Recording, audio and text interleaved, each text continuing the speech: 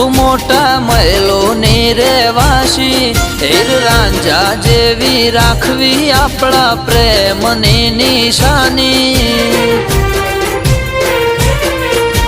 નેકળું તારી શેરીએથી સ્પ્લેન્ડર લઈને મારી તું વાટ જોઈને ઊભી હોય તારા ઘરની બારી